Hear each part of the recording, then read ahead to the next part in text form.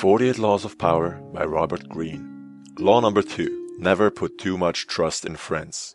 Problem about working with friends is that it confuses the boundaries and distances that working requires. If both partners in the arrangement understand the dangers involved, a friend can often be employed to great effect.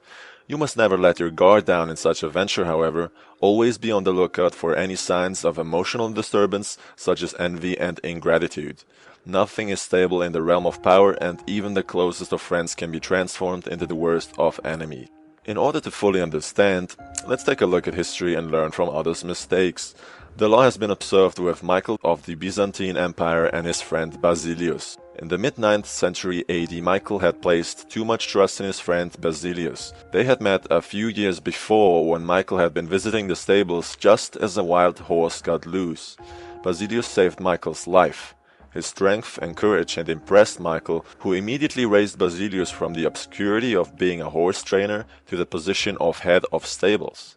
He loaded his friend with gifts and favors until they became inseparable. Michael turned the peasant Basileus into a sophisticated and educated courtier who later on became greedy for more wealth and power and had his former benefactor and best friend Michael murdered. Michael III staked his future on the sense of gratitude he thought Basileus must feel for him.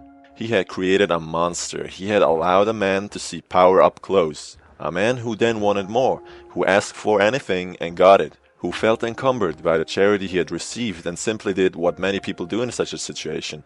They forget the favors they have received and imagine they have earned their success by their own merits.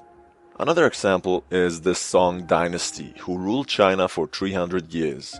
But how? I destroy my enemies when I make them my friends. Abraham Lincoln. For several centuries after the fall of the Han dynasty, 8222, Chinese history followed the same pattern of violent and bloody coups one after the other. Army men would plot to kill a weak emperor, then would replace him on the dragon throne with a strong general. The general would start a new dynasty and crown himself emperor. To ensure his own survival, he would kill off his fellow generals. A few years later, however, the pattern would resume. New generals would arise and assassinate him or his sons in their turn. To be emperor of China was to be alone, surrounded by a pack of enemies. It was the least powerful, least secure position in the realm. In AD 959, General Cao Guangjin, I hope I'm saying this right, became Emperor Song. Emperor Song knew that his friends in the army would chew him up like meat, and if he somehow survived, his friends in the government would have him for supper. Emperor Song persuaded his generals to retire to a life of nobility and give up their dreams of grabbing his throne one day. He spared those who conspired against him and was able to win over enemies with his generosity. Song was finally able to break the pattern of coups, violence, and civil war. So, what can we learn from these historical events? Here are the lessons for working with friends and enemies. Friends will not openly disagree with you in order to avoid arguments. Enemies, on the other hand, expect nothing, so they will be surprised when you are generous. An enemy spared the guillotine will be more grateful to you than a friend.